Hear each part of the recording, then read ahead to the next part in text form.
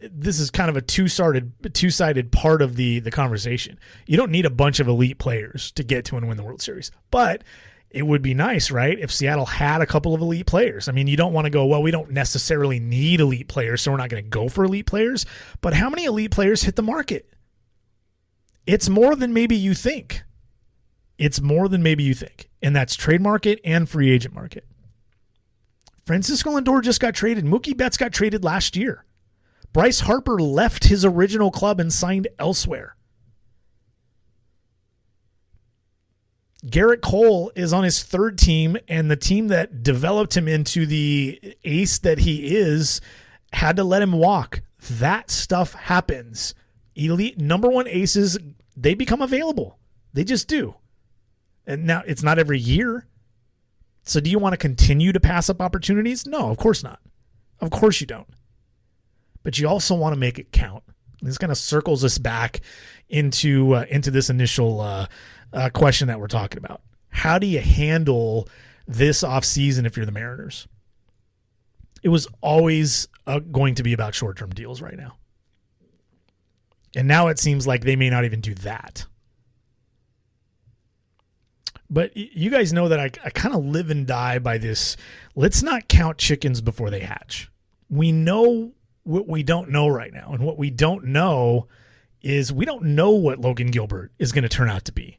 We know what we hope he's going to be. We know what the raw stuff suggests he could be. Same with Emerson Hancock. Same with George Kirby. Same with Brandon Williamson. Same with Isaiah Campbell. Same with Juan Tain. Same with Sam Carlson. I think we have a better idea what Justice Sheffield's going to be, and that's a mid-rotation guy that covers 175 innings, which is fine. But there's even some question there as to how much more he's got in the tank. Can he do what he did in 2020 for a full season? We don't know that even. We don't know even that much about Justice Sheffield. So because you don't know that, you have to cover your bases. If payroll is available and there's a worthy 3-4 year addition that presents itself, you do that as much as you can. Now, again, the timing doesn't fit right now. Would it make sense for Seattle to go out and hand Jake Odorizzi and Jose Quintana 3-year deals right now? Not really. Those guys are risks. 1-year deals for at least one of them? Yeah, that would make sense. But when we look forward, there are no rotation locks 2 years out outside of Marco Gonzalez. There are no rotation locks. Now, we can throw Kikuchi in there because he's probably going to opt. He's probably going to use his player option. But if he doesn't perform that well in 2021, he might be a bullpen guy, even at $14 million. It just depends on what else is there. But we don't know how Hancock and Kirby are going to develop in 2021. And getting to the majors is one thing, but establishing as a reliable option is another. So that includes Gilbert. And we know until a player is established and creates a track record, a trustworthy, reliable track record, there is a high level of risk that they won't be what the club thinks they're going to be or hopes they're going to be or what we as observers, as fans of baseball would like them to be. So no, 2022 planning, not really a thing. It's really projecting from our standpoint, and the team is hoping that that's what turns out. But it's kind of a best case, kind of hope it works out this way scenario with all the kids.